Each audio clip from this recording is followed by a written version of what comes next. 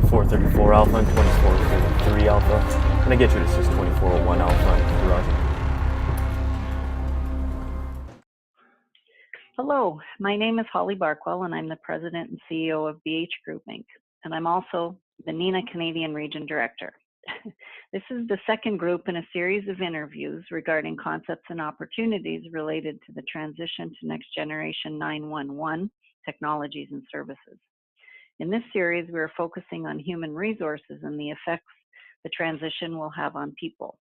Today, we have with us Pierre Foucault, the Section Chief of DRMI, from Montreal Police Service. Thank you, Pierre, for taking time to speak with us today.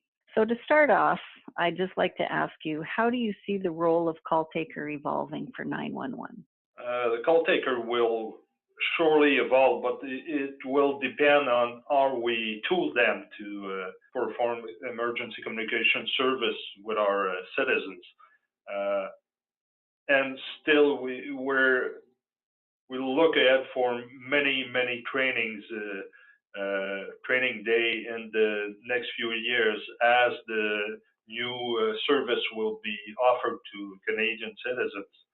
And we're not sure yet how it will be offered to our telecommunicators. So then we'll see as it goes along what will be the need for training. That's for sure that we may be offering, we got no choice to offer the service when it comes available. And as the telecommunication company will be offering new services, 911 will have to adapt, and so the call takers and all our personnel. So we're not sure yet what it will be. Do we need artificial intelligence? Do we need some kind of filter prior to put the communication, all the communication media up to the communicators that we have in our call center, which shouldn't be call center anymore, so it should be communication center, as the diversity of media will be used. So we're not there yet, but that's a sure thing that we're going to have to train and keep our eyes open for new devices and new software, hardware that we're going to need for emergency communication service. And how do you see the role of emergency dispatch evolving? In the near future with the NG911, and it's almost there yet, the dispatching process will be enhanced by better information to dispatch emergency service on the site. We should have better location. We should be able to ask for a new location during the call, and have more tools to define exactly how to get to the emergency. And the dispatching should evolve from, let's say that at the moment, often we have some districts that we will dispatch our emergency services for certain district. And as an ambulance may be nearer than the one assigned to that district, we may, in the next generation 911, having better GIS product to help us, we may dispatch the other district's ambulance if that ambulance is nearer to the event than the one that is supposed to be assigned to that district. I don't know if I'm clear on that, but I think that we're going to dispatch by location more than by subdivision that we have today. That's one of the adaptations that I'm going to see. And dispatcher may have access to more information, let's say a video and cameras that are on different street pole or different on the buildings, safety, security cameras that we may have access to in the NG 911. For sure that we're going to have to make some agreement with different public and private security in order to have access to those video cameras. And we already have some access to, let's say, the transport ministry information.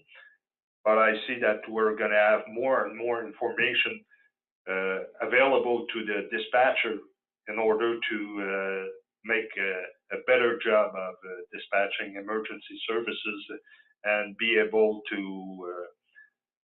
see more and to complete the dispatching with more information, either for the, let's say, the medical file of someone who's making making a heart attack or any situation.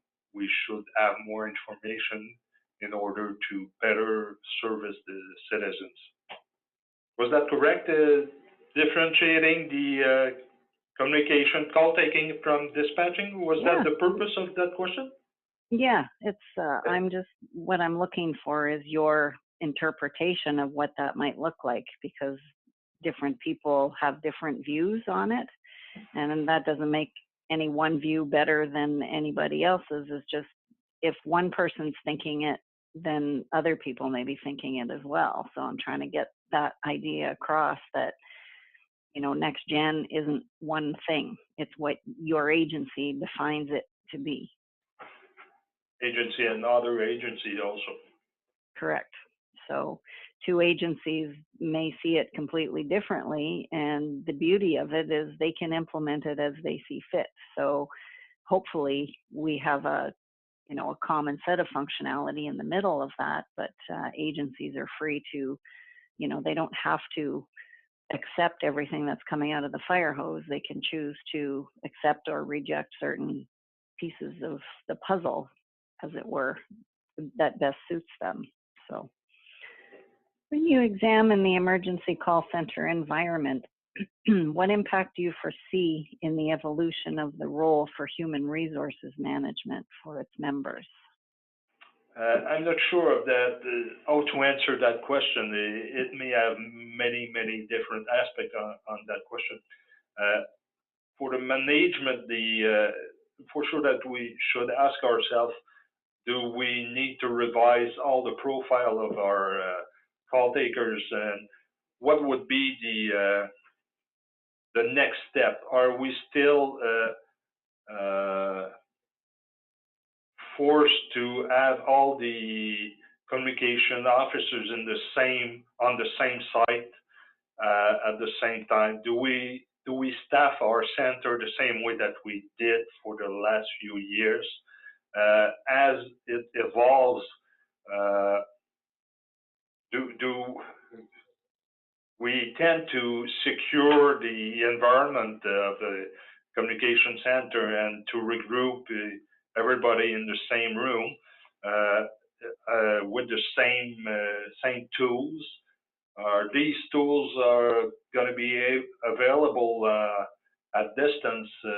Can we think of different ways to offer the service? Do we still need to have those big communication centers that are equipped with all the technology, hardware, software? And what is the profile of the communication officer in the future? What is the profile of and for management, we need to, as it evolves, we need to rethink how we ensure the service to the citizens. We got to see different ways, new ways of offering the service. And as we, in the past, we tend to build some kind of a cocoon where our communication center are in that cocoon, and in the past, it didn't work well with the catastrophe and different situation. Is it still good? Should we look at it differently? Should we go for web services and securing the access instead of securing the site? That's all the questions that the 911 manager should ask themselves at this moment. It won't be tomorrow, but maybe the day after tomorrow, we're going to have to answer those questions. And we're going to have to ask ourselves, what will be the best way in the future to offer the 911 service to our citizens? That's the great challenge. And there's a limit to the human intelligence that you can gather that much information. After that, the brain doesn't take into account that's the irrelevant information. So that's another aspect that we need to. We don't want to submerge our communication officers with too much information. And what is the information that is relevant? Should we have some else from the technology to segregate that information and go for the relevant ones? So that's almost every question that we should ask ourselves as a communication center manager. Well, that's an excellent number of points to consider. It's a big question. What new competencies and skills do you see as being required for these positions, if any? I'm not sure that these are new competency. What I see is that at the moment for call taking, you don't have to do some choice between the different information that are presented to you. It's only a call that you receive, and you have a caller, and you have some question. In the future, if you have access to cameras, images, and or SMS, you're going to have to choose what information is relevant and which information is not relevant. Do I need to see the video that the caller is sending me?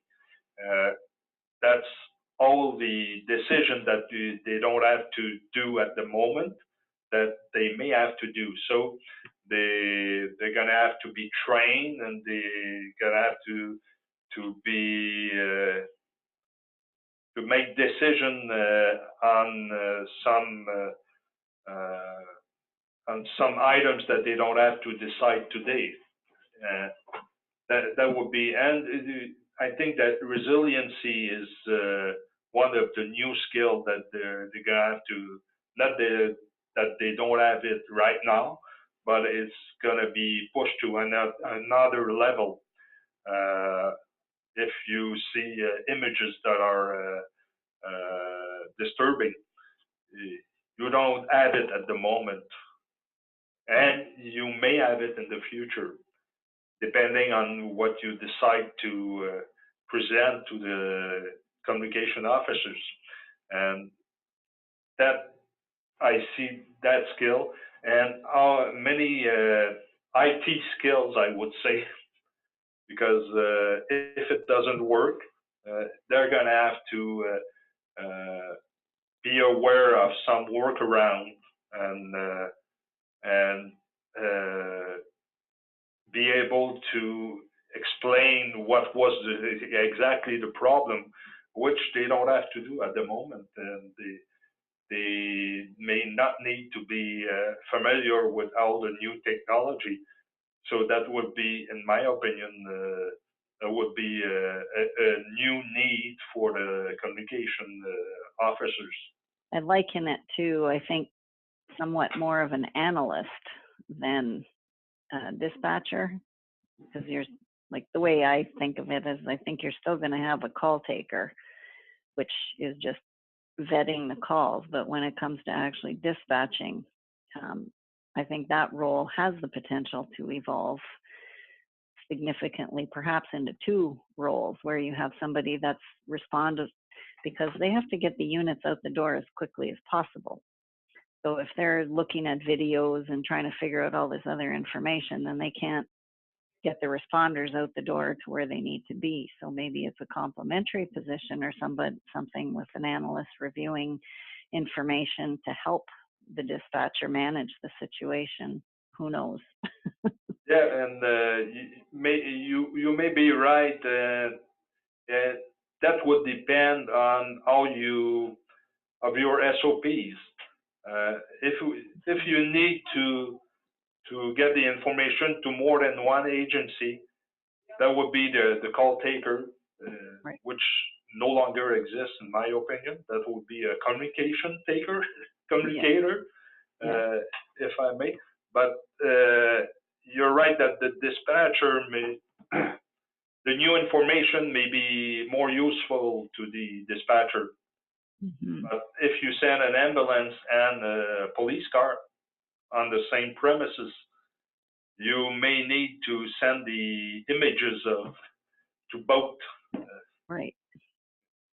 At the moment, what we ask is we ask the paramedics to wait until the police has secured the site. Right. But in the future, you may skip that obligation if you are able to see if there's a safe, if the surroundings are safe, That's which we don't know at the moment. Yeah, that's an interesting point. I hadn't thought of that one. What recruiting challenges do you see associated with Next Generation 911? I think that each and every industry has some challenges upcoming for the recruiting. As we go along, there's less and less unemployed person, and at the moment we ask for the high school degree and bilingual as an example. Our challenges would be that as we know that there may be some new competencies and new skills that are required for the 911 call taking and dispatching. We know that we're going to need people that are trained to new technology, trained to new ways to communicate, that are skilled in human skills will be very important in the future.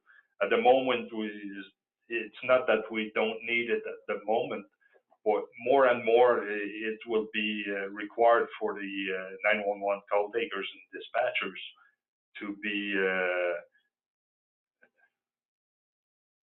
be more open to new services, new technologies, new situations that gonna occur, and so recruiting, in my opinion, would be tougher and tougher as it goes along. Because when I started more than 25 years ago, where we were in recruitment, we were hiring 250 people for 911 call taking. And as we go along, people have better education, but it's not anybody that will go work the shifts and regarding all the skills that are going to be needed for 911 call taking and dispatching. There's easier job to do, I would say it like that, than 911 call taking and dispatching. That would be more demanding on our HR people to find some new ways to recruit people to that have the engagement and that have the passion for 911. And how are you preparing for these challenges? So to face those challenges, I'm not sure that all the organization today are well prepared for those challenges, as all the industry will be faced with the recruiting and maintaining their staff in the near future. We got to look at what are the incentives for our employees to stay with us and to stay on the job. Many organizations, 911 is the first job that they have with the police department, and after a few months they may transfer to other jobs which are not on rotation 24/7, which are less demanding on themselves. So those are all the challenges.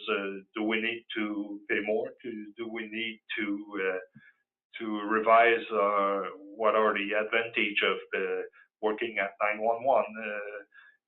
What is the difference between our police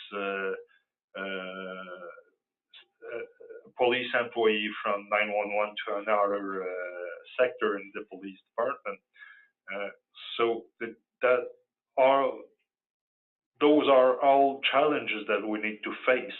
It's not that other divisions are less important than 911, but we got to realize that we need people to answer those calls, answer those communication, and we don't want to renew our personnel each and every 2 years or those kind of things. So we got to rethink how we create that team spirit. How do we create that engagement, that passion for the 911 service and dispatching?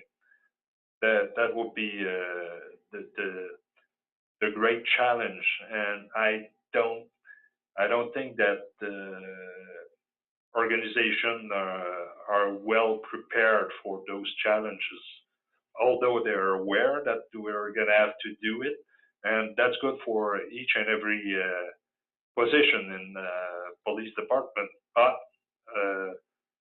specifically for 911, as changes will go on with NG 911, we're going to have to rethink, and the new generation is think differently than the older generation. We're facing the different challenges, but still, that's everywhere today. I was gonna say that's the understatement of the year, I think. Yeah.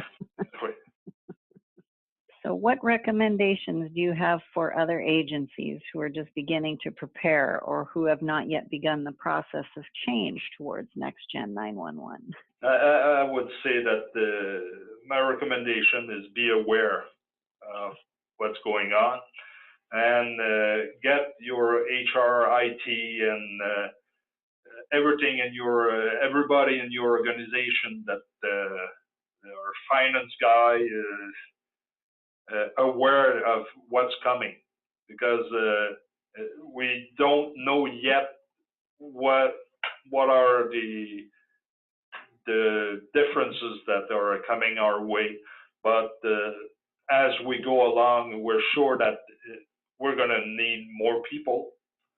We're going to need more different tools, more software, more hardware.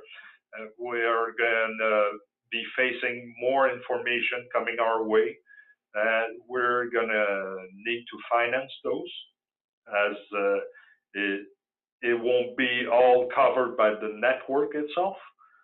So different services, different fees. The only recommendation I can give at the moment is be aware, be informed, follow the acts that are going on, and don't hesitate to ask questions, participate in NG911 new design and the discussions that are going on at the moment. Be sure that if you don't get organized, you will be organized. True, so very true words. You need to be there because it's being built at the moment. Many decisions are taken, and you must be aware of those decisions in order either to adapt to those decisions or to raise your hand and ask for that decision to be revised or to make aware the politicians, your authorities, whoever needs to be aware. You must be involved right now because it's in the making. Mm-hmm. So you cannot be there 2 years later and why was that? And that's the right moment to get involved and be aware, be informed, and transmit those information to relevant authorities. It's been a long time coming, so a few attempts at this. So I very much appreciate your time, Pierre. It's been very informative.